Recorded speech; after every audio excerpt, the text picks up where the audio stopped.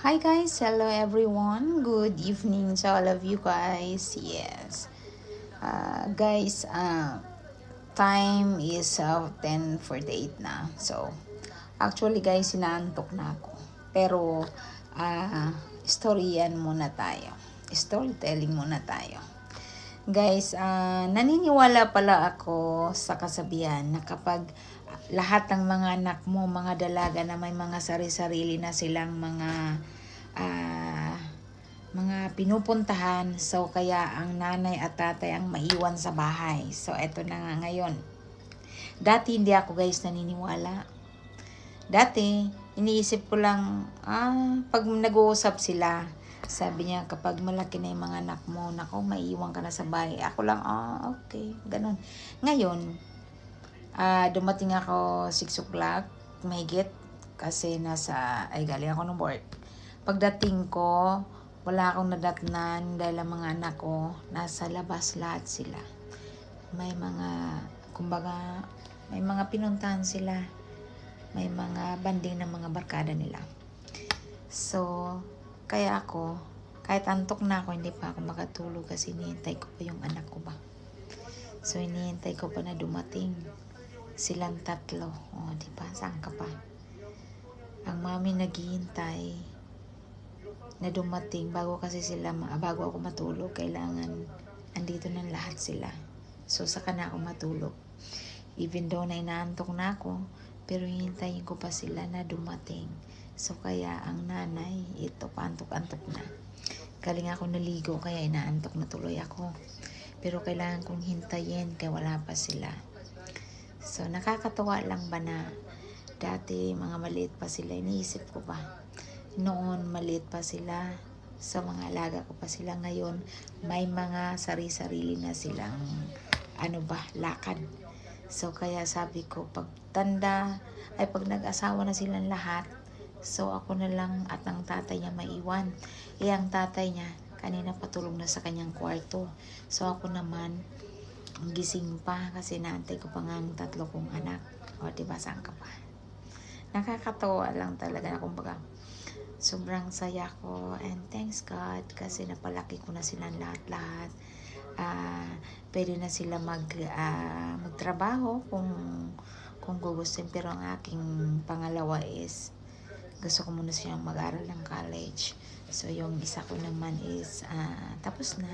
So itong pangalawa ko naman is starting college siya. So ayan, kaya kararating lang ng bunso ko. Ayan, bunso kong dumating What time right now? 영화 끝나고 바로 왔어. 밥 먹었어? 먹었어. 언니는 아직 안 왔어. 그래? 이건 좀 엄청 추워 너. 땡겨오네. 키스 마미. 아yan. 아니야, 발바닥이야, 발바닥. 손 씻고 비비. First, bunso ang dumating. Second and first ay third ang bunso dumating. Third ka bunso, kasi bunso. Pero first siyang dumating. Hindi ko alam ang second na darating kung sino ang pangalawa ba o ang panganay. Diba? Saan ka pa? Ganon. Ganon ang nanay. Kahit naantok na ako niyan, hindi pa ako matutulog din ng mga mata ko. Namumula kasi galing ako maligo. Ba't parang blurred? Hello. So, ayan. Ganon guys, namamaos na ako. Namamaos na ako pagtapos ko maligo. Pero bakit parang nabablur din ako sa aking mata? Diba? Ayun. Kaya guys, ganon sila. Just imagine, anong oras na. Wala pang dalawa. Uni kay Yigiso Yoshi. Ay, Yuranshi. Unsaya? Hindi, wani ka aji ka nawasa. Mag-11 na din. Wala pa yung pangalawa. Nagpa-nails din yun ng kanyang fingers. Diba? Tapos yung isa naman, after ng kanyang gym, nagdiretso din siya doon sa kanyang lakad. So, until na wala pa rin. Diba? Just imagine. Pero okay lang. Masaya naman ako sa kanilang. Sabi ko naman, support ako sa kanila. As long as okay lang. Ayaw ko lang yung mga nakikita ko kasi dyan ng mga estudyante na kumbaga naninigarilyo na ba? Kahit mga babae, yan ang pinaka-hate ko sa mga anak ko. Ayaw ko silang magsigarilyo pa. Ayun. Kaya, sabi ko sa kanila, papayagan ko kayo, pero kailangan may limit. Pero walang limit kasi vacation naman sila. So, hinayaan ko lang. Hinayaan ko lang na sila gala. Pero, hindi pwede. Hindi ko rin sila masundo kasi gabi na at alam na nila, malalaki na sila. Alam nila umalis. Alam na nila din umuwi. Pero ang aking pinakapanganay is nag-walking yun. Kaya alam niya. Talagang tinitrain ko silang lahat para matuto. Pero yung aking mga anak dahil mga Korean sila. So alam na nila yan. Never mo na silang i-train kasi kumbaga alam na nila at kung ano yung gagawin nila. As long as tama, as long as okay. So, hindi ako nag-worry. Nag-worry lang kung minsan pag hindi sinagot yung tawag ko, diyan ako nagagalit. Kasi, sabi ko, syempre nag-iisip tayo mga nanay kapag hindi sinasagot ng ating anak. Pero ayaw ko silang, kumbaga, limitan sa labas. Kasi mahirap na. Basta as long as okay naman yung mga pinupuntahan nila at alam ko. Okay lang, pinapayagan ko sila. Basta pag guys yung aking hero. Yan. Fresh na fresh. Wala namang katabi. Diba? My love, sunshik ko. Wash your hands. Baby love, ampe ko pa.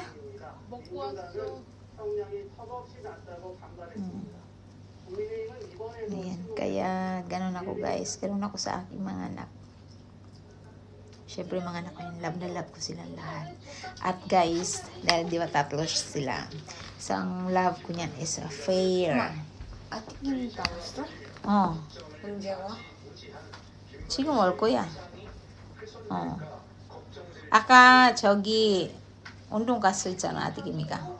지금 갔어? 아니, 아까. 지금 저기 있잖아. 신. 신년수도? 저기 있어.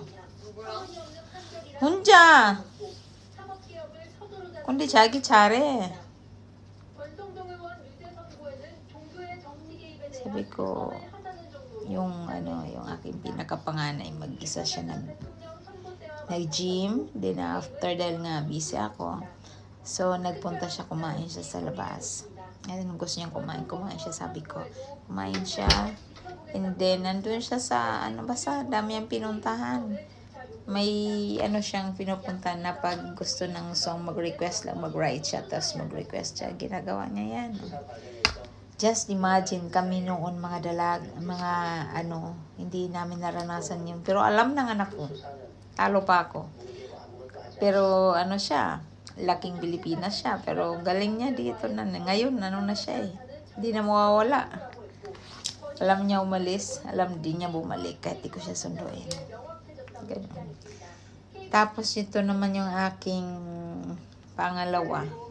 Nagpanilis na sabi ko sa inyo. Wala pa. Yun din ang umiinom kong dalaga. Ito naman ang bunsok tinumana sa akin, hindi pala inom. Umiinom lang kami, wine, ganyan. Pero the rest hindi na. So, ayun guys. Malapit mag 11 o'clock. 2 minutes left. 11 o'clock na.